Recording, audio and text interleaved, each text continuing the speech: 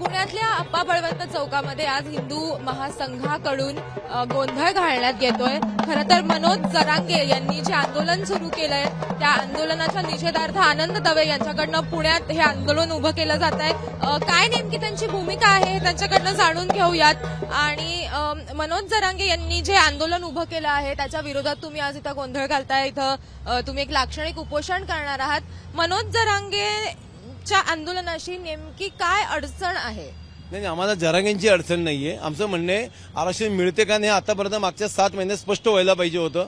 सरकार अजूनही आम्ही आरक्षण देऊ असं स्पष्टपणे सांगत नाहीये, कोणतेही अधिकारी सांगत नाहीये। मागच्या वेळेस एक GR दाखवलं गेला आणि आरक्षण मिळालं असा पूर्ण राज्यामध्ये आनंदोत्सव साजरा केला, पण त्यानंतर 2च तासांनी सांगण्यात आलं की नाही मिळालं तर 10 तारखेपासून आम्ही पुन्हा एकदा आंदोलन करू।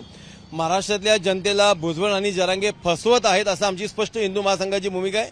प्रत्येक आंदोलनाला जरांगेंच्या मराठा युवकांनी आत्महत्या केलेल्या आहेत। तो जोर तुम्ही एवढा वरपर्यंत नेता आणि हातात काहीच येत नाहीये। आरक्षणाशिवाय सुद्धा प्रगती होऊ शकते। नोकरीच्या रोजगाराच्या संधीविषयी तुम्ही बोलत नाहीये, नोकऱ्यांच्या खासगीकरणाविषयी बोलत पण मग जरांगे पण मग मनोज जरांगे आणि सरकार यांच्यामध्ये कोण कोणाला नेमकं फसवतं असं वाटतंय?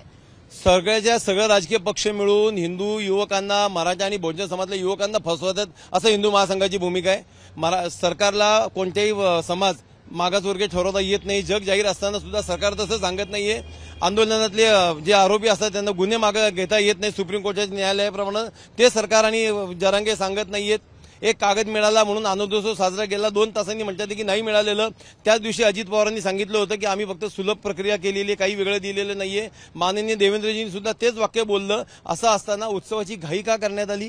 भुजबळ काय एवढे जर ताटातलं काही गेलेलंच नाही तर भुजबळ काय एवढे मोठे व्यक्त होत आहेत? सरकारला बाजूला ठेवून दोघं नेते एकमेकांशी भांडणाचं नुरा कुस्ती खेळत आहेत असं हिंदू महासंघाचा स्पष्ट आरोप आहे।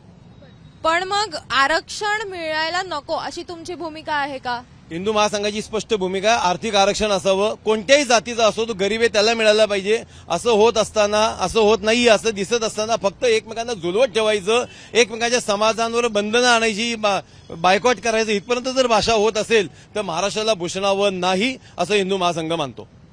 त्यामुळे जातीय आरक्षण हे दिलं गेलं नाही पाहिजे अशी एक भूमिका जी आहे ती हिंदू महासंघाच्या अध्यक्ष आनंद दवे यांच्याकडनं घेण्यात येते।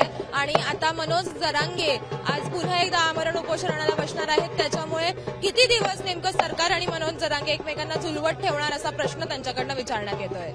कॅमेरामॅन राजेश पिडकरसह देवयानी अदलाबादकर, एबीपी माझा, पुणे। एबीपी माझा, उघडा डोळे बघा नीट।